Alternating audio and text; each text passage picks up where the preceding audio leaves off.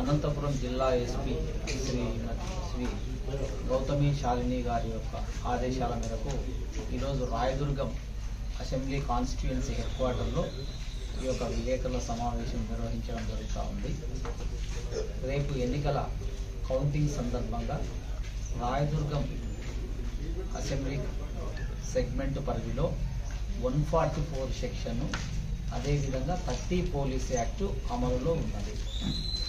4 అంతకంటే ఎక్కువ మించి వ్యక్తులు గుమికూడి ఉండరాదు.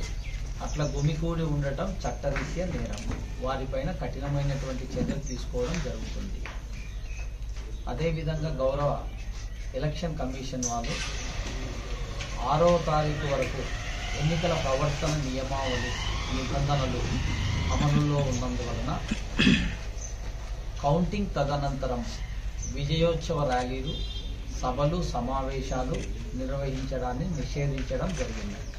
కావున రాజకీయ పార్టీ నాయకులు మరియు వారి కార్యకర్తలు ఈ కౌంటింగ్ తర్వాత ఎలాంటి విజయోత్సవ ర్యాలీలను నిర్వహించకూడదు.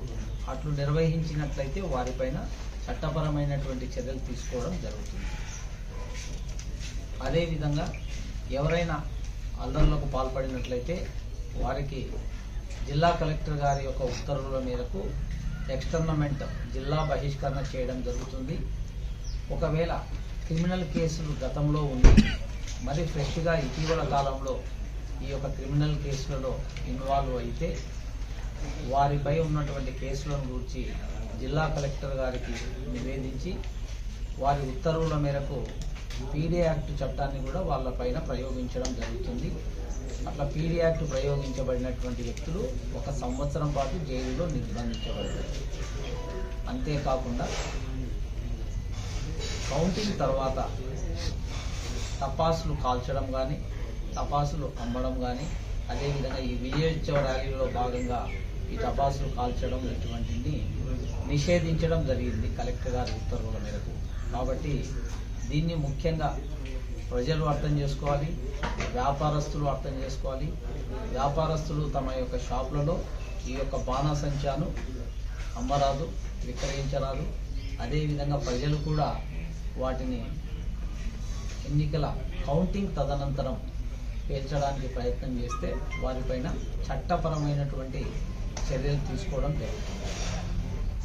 కావున రాయదుర్గం అసెంబ్లీ నియోజకవర్గంలో ఉన్నటువంటి రాజకీయ నాయకులకు మరియు ప్రజలకు మరియు వివిధ రాజకీయ పార్టీ కార్యకర్తలకు మా యొక్క పోలీస్ డిపార్ట్మెంట్ తరఫున విజ్ఞప్తి, ఎవరు కూడా ఎలాంటి అసాంఘిక కార్యకలాపాలకు, అదేవిధంగా ఇప్పుడు అమలులో ఉన్నటువంటి ఎన్నికల ప్రవర్తన నియమావళిని కానీ, 144 సెక్షన్ను కానీ, 30 పోలీస్ యాక్ట్ను కానీ వీటిని ఉల్లంఘించకుండా శాంతియుత వాతావరణంలో రేపు కౌంటింగ్ డే సందర్భంగా ఎవరి ఇళ్లలో వాళ్ళు ఉండి టీవీలు చూసుకుంటూ బయట తిరగకుండా ప్రశాంత వాతావరణంలో ఉండాలని చెప్పేసి పోలీసులతో సహకరించాలని చెప్పేసి మేము విజ్ఞప్తి చేస్తున్నాం.